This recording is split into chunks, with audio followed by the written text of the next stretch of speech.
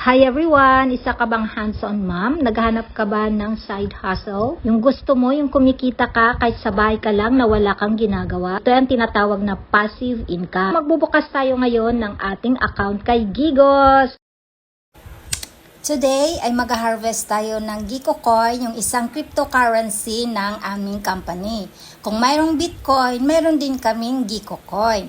So ipapakita ko sa inyo kung magkano na kaya ang price ng Gikocoin as of today. Kasi for almost 1 month na akong hindi nag-check kung magkano na ang price ni Gikocoin.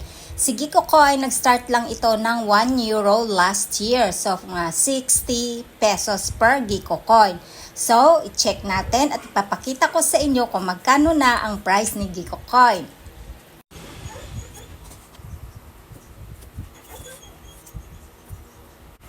As of today, ang price niya ay 67.57. So, i-convert natin sa peso. 67.57, i-times natin sa 60 euro. So, ang isang per Gikocoin ay 4,054 pesos. So ngayon po, mag-start na tayo mag-farm or mag-collect ng ating Gikocoin.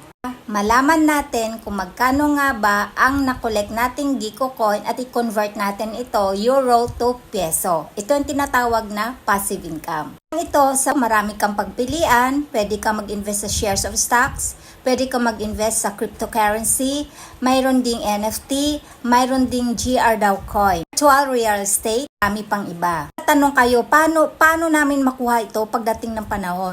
Magkakaroon kami ng marketplace, magla-launch ang company at doon namin ibebenta ang aming mga digital asset.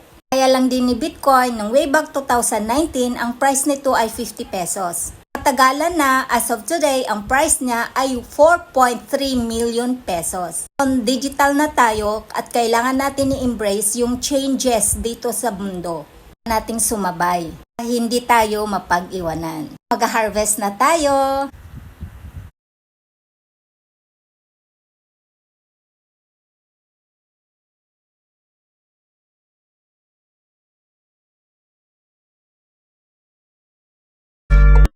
Tapos na tayo mag-harvest at ito na, umabot sa 129 Gikocoin. Ito na po yung price na na-harvest natin. So, ang dami, di ba? Yan ang passive income. Ang pera namin ang nagtatrabaho sa amin.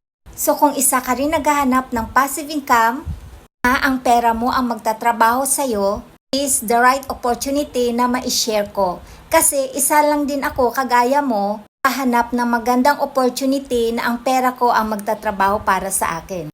Gusto mong malaman ito? Just PM me!